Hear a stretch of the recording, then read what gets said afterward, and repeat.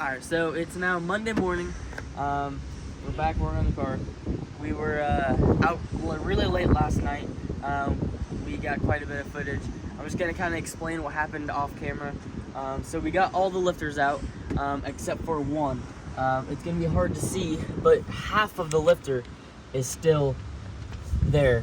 You can see like the outside wall of it. We can't quite get that one out. So I'm gonna have Jake explain what happened to that lifter here in a minute. But what we're gonna have to do is we're gonna have to pull the cam out and then push it through the bottom and catch it with a magnet. We got a pretty cool idea to try. If that doesn't work, we'll show you when you get there. So we're gonna end up taking all of this front accessory off, take the timing chain off, take all that stuff off, get the cam out of there, and we'll be able to check the cam as well. But mainly just to get the rest of that lifter out. So yeah, I'll have Jake explain what happened to that lifter. Basically, what we found when we pulled the heads off, I'm sure in the video we showed it as well. If you want to come take a look, we found these two pieces at the top of the lifter. It should look like this. We found those just kind of free floating inside of there, and it was missing. I'm sure you can kind of see it in here. There's a square retainer piece that was missing on the one that was broken. So what I think happened is that at some point we were shooting the container, knocked those two pieces out, and then in the process of trying to pull it, we ended up pulling this middle sleeve part out. That's obviously down in there a little ways, and it just kind of left us with this. The good news is that we didn't blow through the bottom of the retainer, or the lifter. So there shouldn't, in theory, be any parts of it inside the engine. It's just a matter of actually getting this piece out of the block now. That's going to be a bit of a pain, I'm sure, as you guys can see today. All right, so after a very long fight, up here we have all of our water pump and various accessories pulled off. That's a pretty big step forward. Okay, so we haven't filmed an update in quite a while. I can see the car is lifted up in the air right now. We gotta get a little better like filming as things are happening, but we kind of got on a roll and had the problem solved, so we didn't record much. But here's a little update. We got both cylinder heads off now, all the lifters out except for that one that gave us trouble. What we're gonna do is we're gonna pull the cam out, we're gonna catch it with the magnet hopefully, and push it through the bottom, catch it with that magnet, pull it out.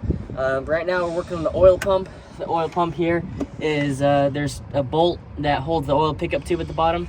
There's not enough space to actually undo it while it's in the car, so we're trying to lower the oil pan just enough, because you can't drop the whole oil pan without pulling the motor out.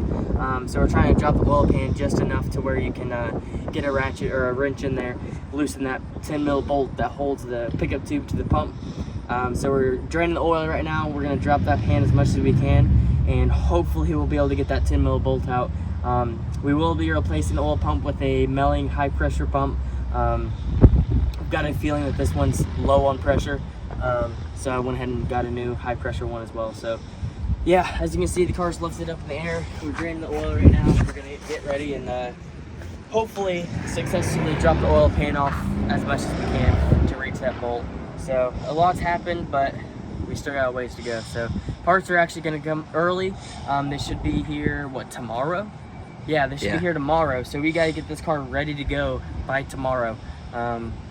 So yeah, we'll be busy today, but hopefully we'll get it done in time to get the parts in tomorrow and start assembly. So okay, so we're back with an update.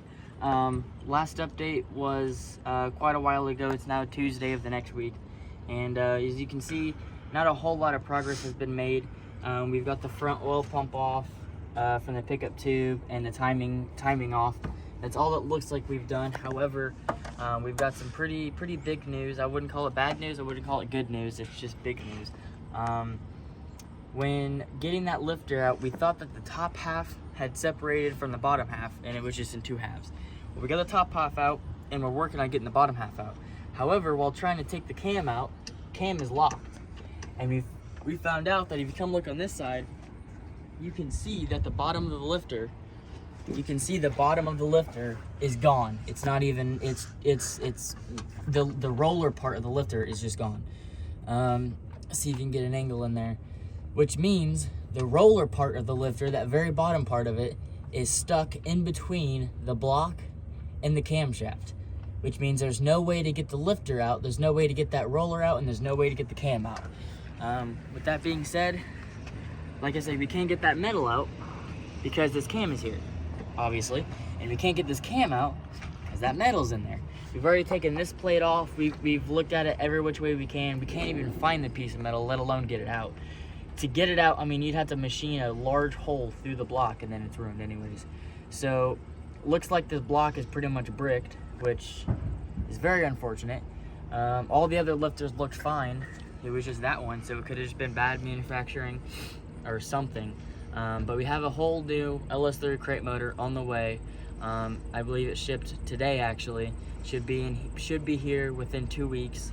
So what we're gonna do is we're gonna take that 0-mile LS3 crate motor, we're gonna take it out of the crate, and we're gonna put all of our new cam, our new lifters, we're gonna put all the new parts for this motor into that one, so it's already kind of beefed up a little bit, and prevents anything like this from happening.